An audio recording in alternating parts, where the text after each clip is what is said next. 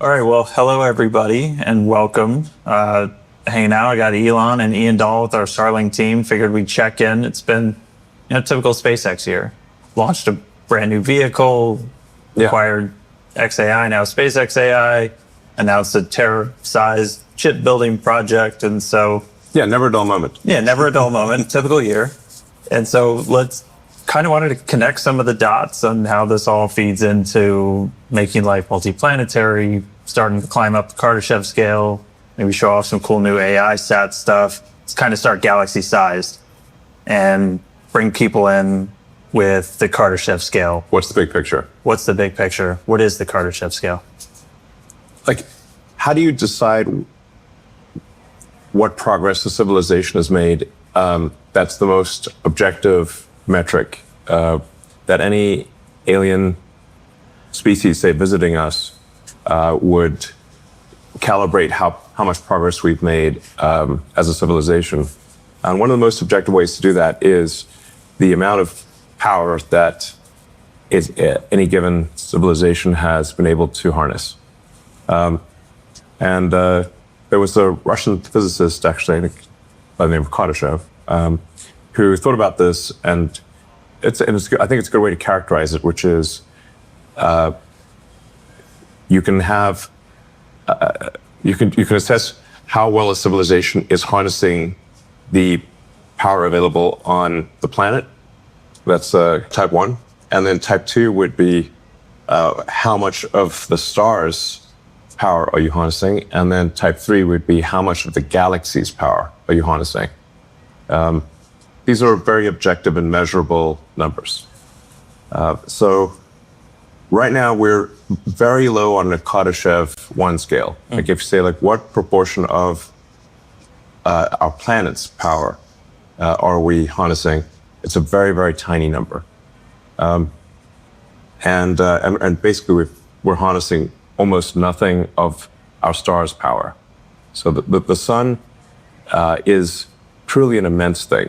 It is difficult with words to characterize just how immense the sun is, but this gives you sort of a sense of scale. Yeah, it's a big difficulty jump going from level 1 to level 2.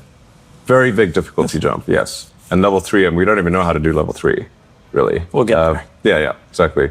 AI will figure it out, I suppose. One way to appreciate the size of the sun is to think about how heavy is the sun compared to all the rest of the mass in the solar system. So the sun is about 99.86% of all mass in the solar system.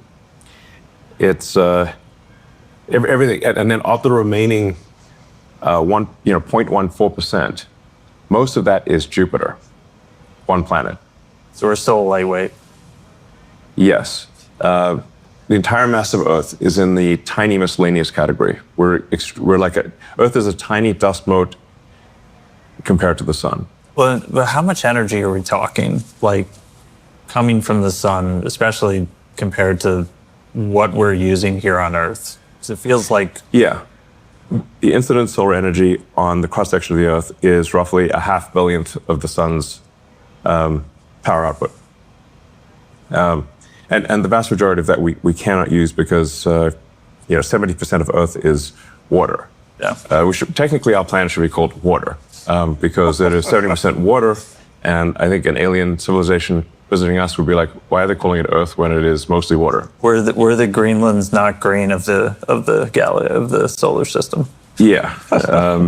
A bunch of exactly. Even we're 70% water. And then of the 30% that's land, a bunch of it is, Antarctica or, Siberia type of thing. Very northern Canada type of thing. Very difficult to, not places people typically want to live, and you're not going to get a lot of solar power at the poles. So the actual usable area of land where you can get solar power is quite small. Anyway, in order to ascend the Kardashev scale, or in order to get to any meaningful percentage of the sun's energy harnessed, you have to go to space. If you wanted to get to, say, 1/millionth of the power output of the sun, you would have to increase civilizational energy harnessed by much more than 1 million. So we currently use much less than a trillionth of the power output of the sun. And a trillion is a million times a million. So basically, we're basically practically nowhere on the sort of the Kardashev 2 scale, practically nowhere. So on Kardashev scale, we're all still we're still non-existent. Failing. We're not registered. We're like not a, we're not even. Yeah. We're not registering. Not even a microsol. yeah, we're No. and so to actually One microsol would be an epic achievement relative to where we are right now. something to aspire to. Yeah. Yeah, that's our goal.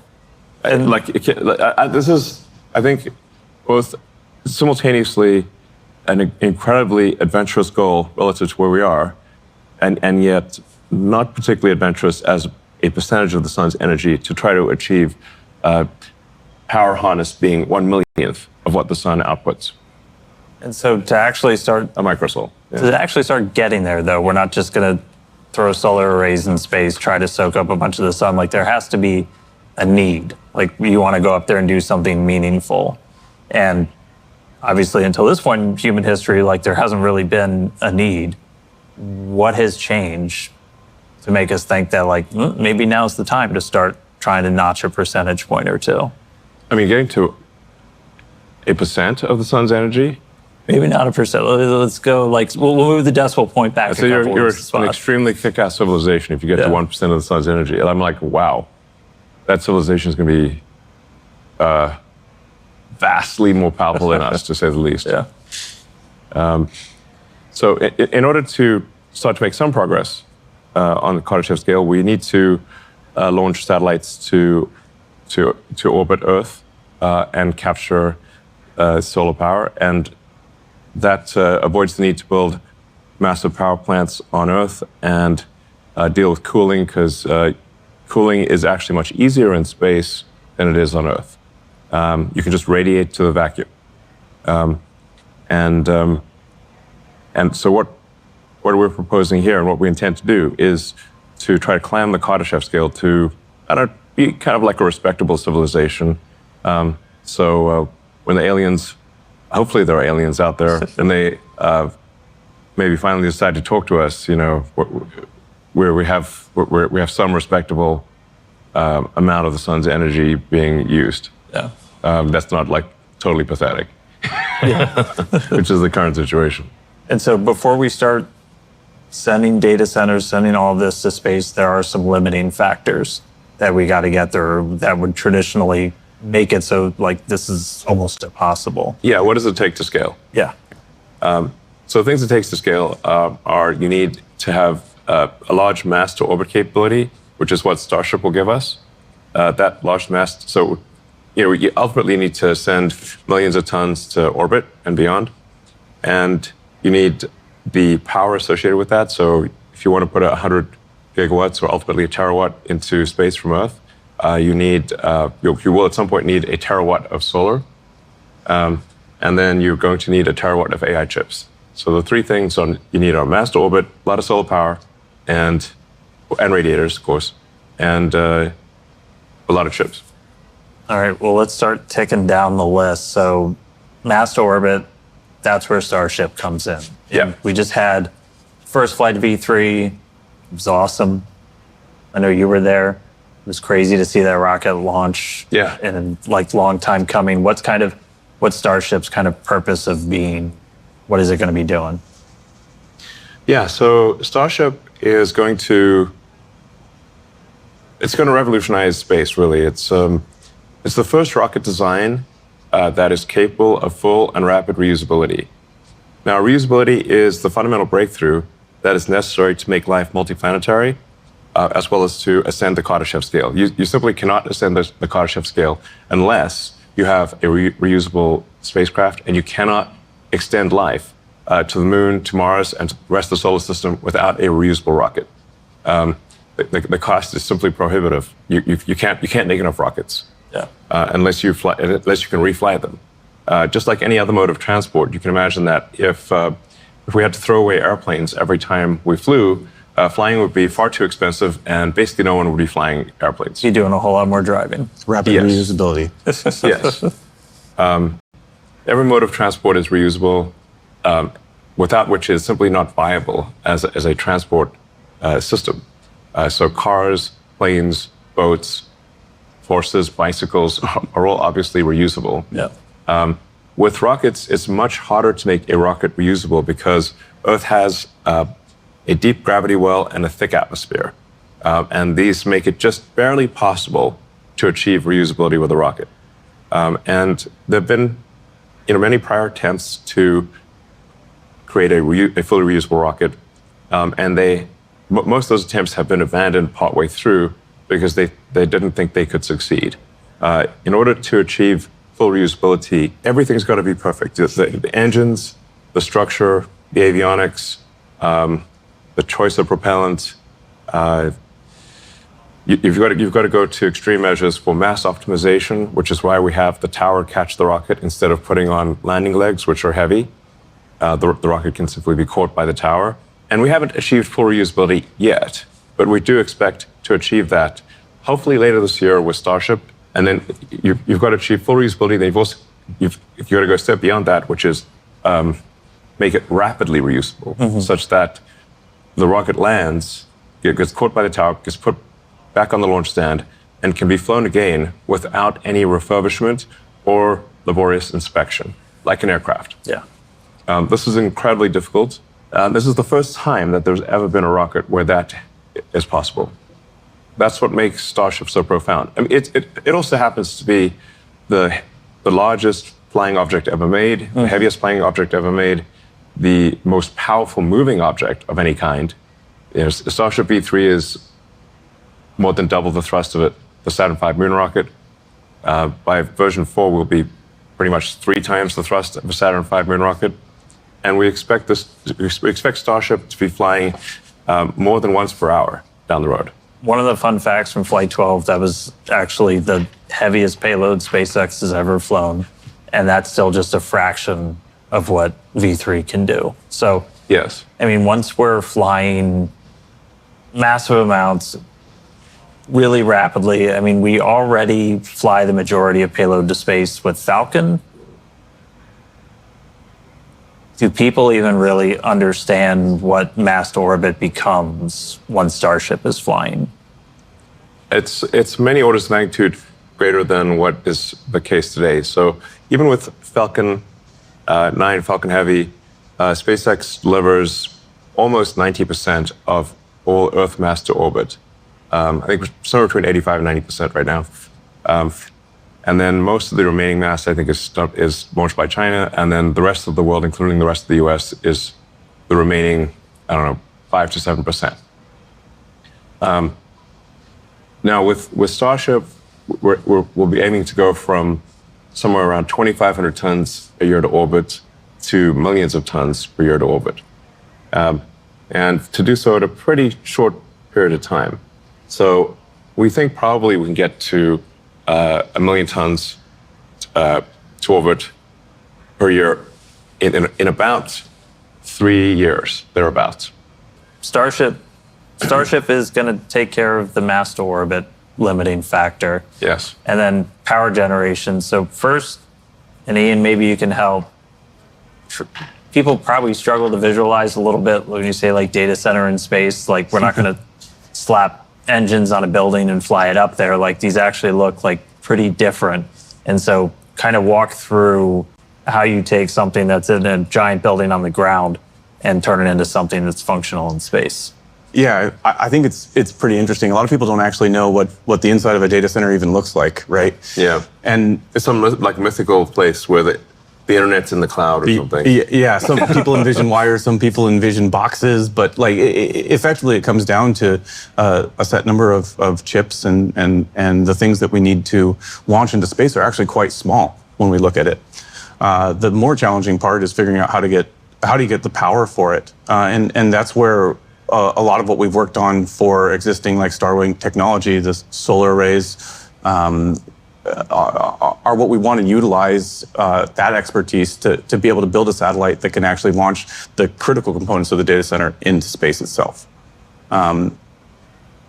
We like to look at this and say, like, what is the actual engineering problem here? And it's really a combination of delivering power and then taking the waste heat and energy away and sending it into the vacuum of space, as you mentioned. Yeah. Now the AI satellite is actually much simpler than a Starlink satellite. A Starlink satellite has gigantic phased array antennas. It's got parabolic antennas. It's got a lot of laser links. It's much more complicated than an AI satellite. An AI satellite is essentially a lot of solar cells, a radiator, and you still need some laser links, but you don't have all of the super complex antennas that you have on a Starlink satellite. So, I mean, given the two, the easier one to design for is the AI satellite. Yeah. And it's just a little bit bigger. It's bigger. Just make stuff bigger, yeah. I was like, so we've got, this is our AI one, if you guys want to walk us through.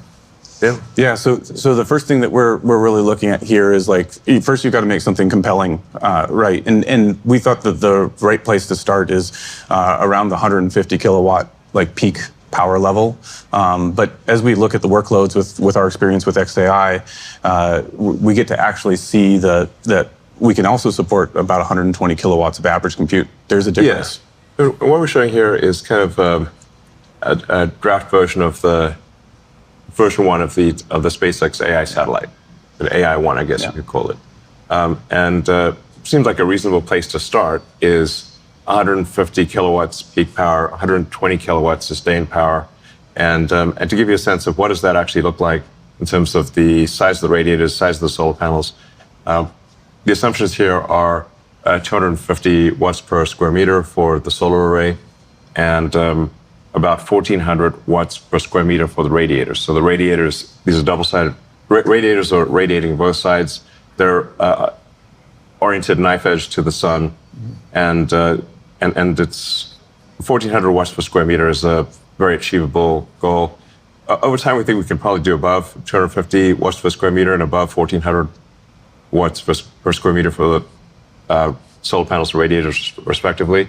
But this gives you like this is pretty much what the satellite's going to look like. Yeah. It's a lot of solar panels, radiator, and then everything else is pretty small by comparison. And these are like evolutions of things that we have actually already launched in our Starlink constellation to date. Yeah. That's really, I think, the cool part to me is that we're looking at solar technology that we already are going to use on the V3 Starlink vehicle. So I'm like really excited to then just take those and make it bigger. Yeah, part of what we want to convey here is that there's not some magic that's necessary that doesn't exist for the AI satellites. As Ian said, a lot of this is technology we've already made for the Starlink V3 satellites. So we don't think this is a super hard problem compared to things we already do. There would also be probably something on the order of a terabit of connectivity, of laser link connectivity from the satellite. The 150 kilowatt peak power level roughly matches what, say, an NVIDIA GB300 rack would do. So if you've got a GB300 with 72 GPUs, its peak power I think is around 140 kilowatts. But it's almost impossible to get it to be at that peak power. A more reasonable operating envelope would be around 120 kilowatts average power.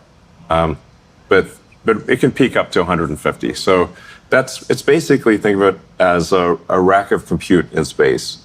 And then you can connect these racks of compute to either each other via the laser links or directly to the Starlink constellation. So you can close the link with the Starlink constellation, and then Starlink can then send that data to the ground using the existing Ka and Ku antennas on the vehicle. It also has laser links to the ground as well. So, and this would not be at a particularly high latency. We're talking about maybe being around 600 to 800 kilometers above the Earth, and light travels 300 kilometers per millisecond. So that's it's about 3 milliseconds away. Basically, it's not very far. Won't worry about that too much then. It's not. Sometimes people worry, think there's going to be some like high latency. I'm like, no, speed of light moves pretty fast. Light moves pretty fast. It's a tall one. Yeah. I think the cool thing also is the radiators themselves are about the same size as the existing solar arrays for the V3 vehicle. Kind of in that realm where we're flying today. Yeah. So I mean, they got about a 70-meter wingspan. So these are fairly large. We're talking about building a lot of them and putting them up there. But you like to say like space is in the name. Like there's a lot of space up there. And so even when you're talking thousands or even up to 1 million satellites, you got plenty of room to move around up there. Yeah, space is really big. So it's not like space is going to get crowded. Space is enormous. Like if you zoom in close to the satellite, it looks big, but if you actually look at it relative to the Earth, these satellites are so tiny you can't even see them.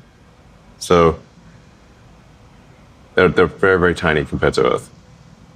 And I mean, we have about 10,000 Starlinks in orbit right now. Yeah. We've got a pretty good idea of how to operate just really large constellations and do it safely now, right?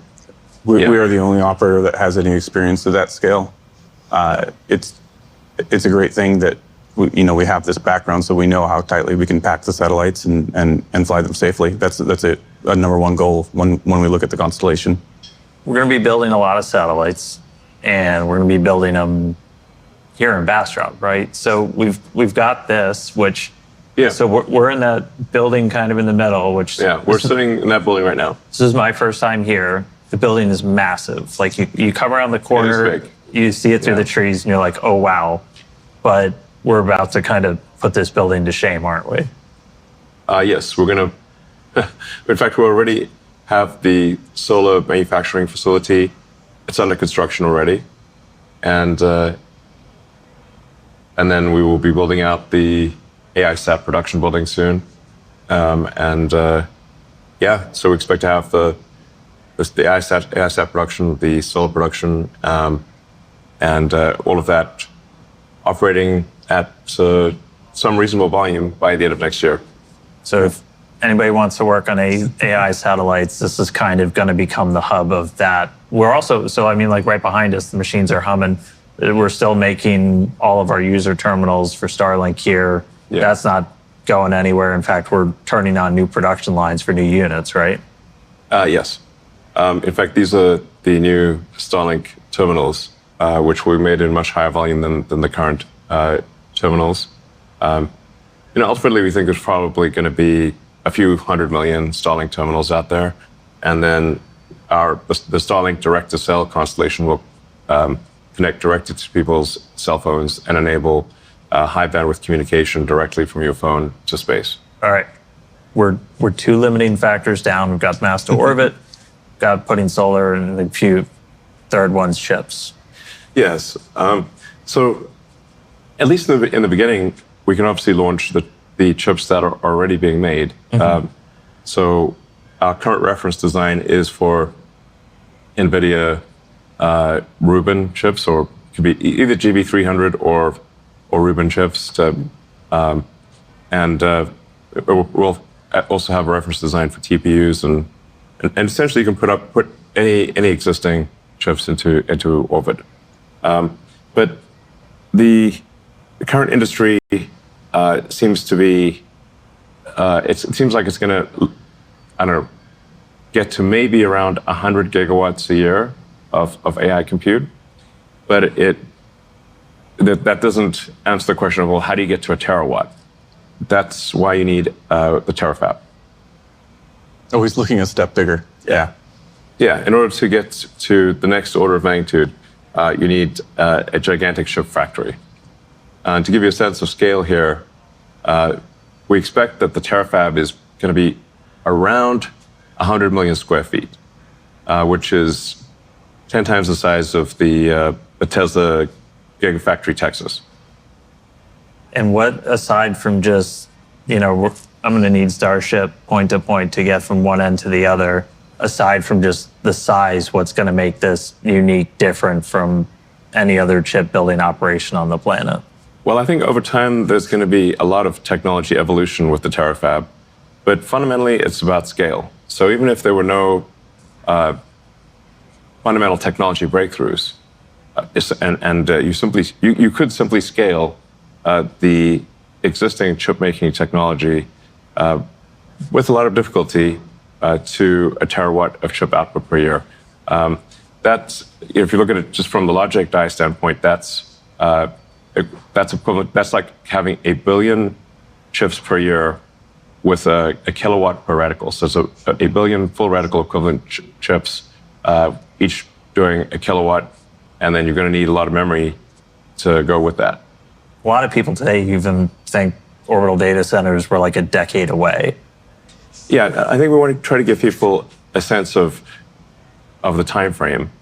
At least the time frame we're aiming for. I mean, people should take this with a grain of salt to some degree, because this is just our best guess. So this is not a promise of what we'll do. This is what we are going to try to do and think we probably can do, which is to get to roughly an annualized rate of 1 gigawatt per year by the end of next year in terms of space AI compute, and then aspirationally scale that by an order of magnitude per year. So in 2.5 years, hitting an annualized rate of 10 gigawatts a year to space, in 3.5 years, maybe 100 gigawatts. And then depending upon what progress there is in chip making in the rest of the world and with the terafab, going beyond that to scale to a terawatt per year, which is 1,000 gigawatts, which is that's twice the current electricity consumption of the United States. No. I think there will be an appetite for that, but we'll see. It's a lot of satellites. I don't know what it's going to think about, but maybe do a lot of simulations or something. Yeah. So after we've, working through all the limiting factors, we've kind of topped out what we can do on Earth. What is the next step to, again, try and actually notch maybe some percentage points towards becoming Kardashev level 2? Why stop there? Yeah. Why think small? Because a terawatt actually is I don't very want you small. to think small. Let's not think small. So there is, in order to get to another 3 orders of magnitude to 1,000x from a terawatt per year, the only way that we can really see that you can achieve that is on the moon with a mass driver, essentially where you do local production of photovoltaics and solar and radiators on the moon. Maybe you bring the chips from Earth, or you could conceivably make the chips on the moon. But you need most of the mass to be made on the moon, so you don't have to transport it to the moon from Earth. And then because the moon has no atmosphere and only 1/6 Earth's gravity, you can accelerate the AI satellites into deep space without a rocket. So you can basically shoot them into space using an electromagnetic gun, like a rail gun type. I mean, it's basically a linear electric motor is a way to think about it. I think we can show people.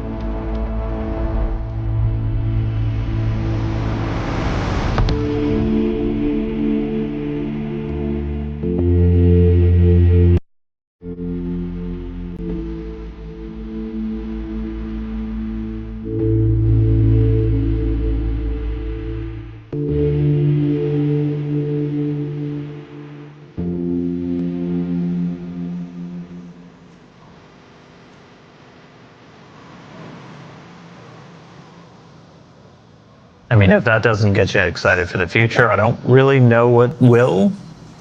I'm fired up to see a mass driver on the moon. That would be very cool. Yeah. Sci-fi future. Yeah. Yeah. It would also mean that if we're bringing that amount of mass to the moon, it would mean that anyone who wants to go to the moon will be able to go to the moon. And I think that would be pretty cool. Yeah. I'm going to be jumping first in line to get up there. Yeah, I mean, everyone should go to the moon at least once, I think. Yeah. Just once. Yeah. You can move there if you want. You can go live on the moon. We'll see. Thanks, guys, for chatting with me for a little bit. All right. Excited to see a whole new kind of satellite, a whole bunch more Starship launches, more chips, more solar, more everything. It's a big future, but I'm excited to see everybody at this company go out and build. All right, sounds good. It's exciting. Great. Thanks, guys.